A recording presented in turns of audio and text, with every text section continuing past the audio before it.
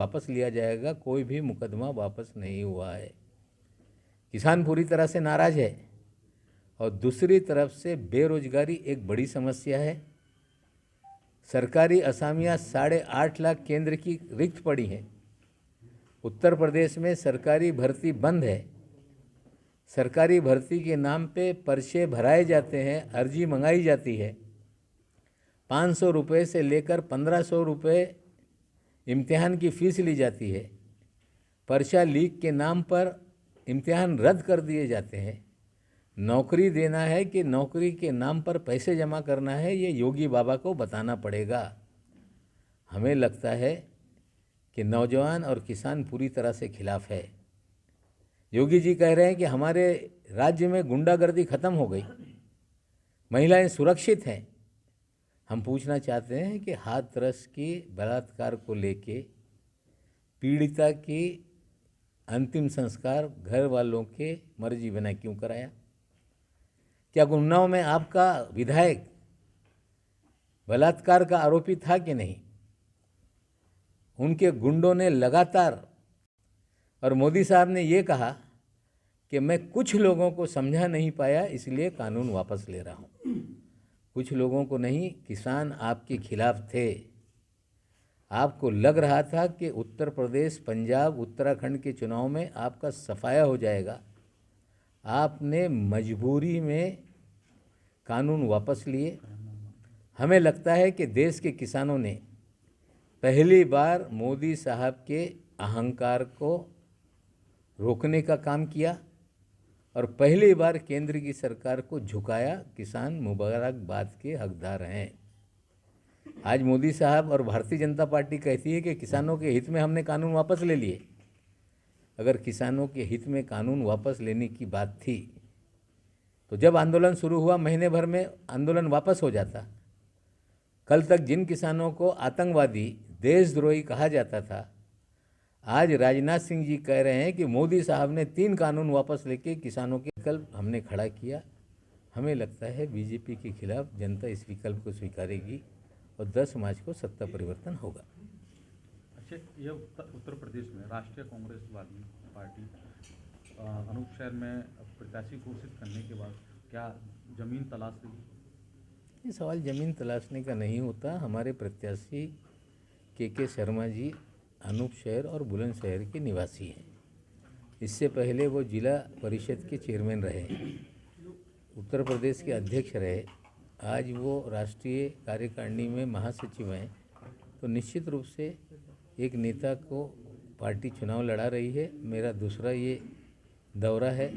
पहले इसमें काफ़ी लोगों से हमने मुलाकात की। और जिस तरह से आरएलडी के नेता, समाजवादी पार्टी के नेता एकजुट होकर प्रचार कर रहे हैं, हमें लगता है कि नाराज़गी जो सिटिंग विधायक हैं उनके खिलाफ बड़ी है। लोग परिवर्तन चाहते हैं और हमें लगता है गठबंधन के उम्मीदवार के रूप में शर्मा जी विजयी होंगे। किसानों की मांग अभी भी पूरी तरह से मानी नहीं गई। एमएसपी पे कानून बने, इसको लेके समिति गठन होगी, इसीलिए किसानों ने अपना आंदोलन वापस लिया। लेकिन किसी भी समिति का गठन नहीं हुआ है। तोमर जी जो कृषि मंत्री है वो तो कह रहे हैं कि फिर हम कानून लाएंगे। कानून वापस लिया गया है चुनाव के डर से। हमें लगता है कि केंद्र की सरकार को किसानों ने झुकाया है। केंद्र की सरकार, अगर मोदी साहब को किसान झुका सकता है तो किसान उत्तर प्रदेश, उत्तराखंड और पंजाब की सरकारों को भी बदल सकता है। ये मोदी साहब को समझना पड़ेगा। और पूरी तरह से इस चुनाव में किसान और नौजवान ये सबसे बड़ा मुद्दा है। किसानों की फसल को दाम ना मिलना, 700 किसान आंदोलन में शहीद हो गए, उनकी शहादत को लेके जिस तरह से सतपाल मलिक जी से मोदी जी ने बात कही, क्या मेरे लिए किसानों ने जान दी है? फिर सतपाल मलिक ने यह भी कहा कि मोदी जी को लेकर अमित शाह से मिलने से क्या बातें हुई, और कहा गया था आंदोलन वापस ले लो। जो मुकदमे किसानों पे मंडी कायदा हो, किसानों की ज़मीन को लीज पर फार्मिंग का मामला हो, सारे तीनों कानून को पूरी तरह से देश में बुलडोज करके लागू किया गया।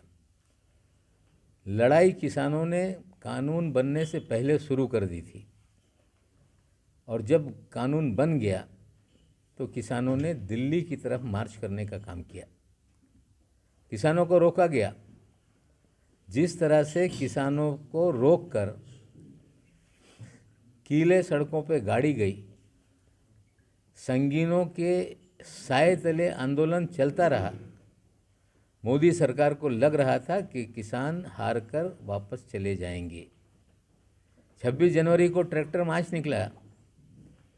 पुलिस ने ट्रैक्टर को लाल किले की तरफ मुड़वाया और एक साजिश के तहत भारतीय जनता पार्टी के कार्यकर्ता द्वारा लाल किले पे निशान साहब का झंडा फहरवाकर किसानों को देशद्रोही की उपाधि देने का षड्यंत्र भारतीय जनता पार्टी ने किया।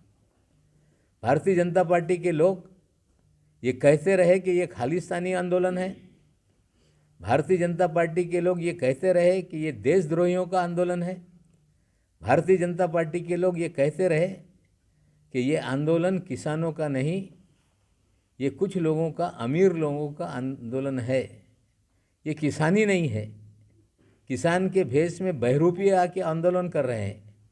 हमें लगता है कि 13 महीने आंदोलन चला, किसान भाई डटे रहे और एक दिन रात में टेलीविज़न पर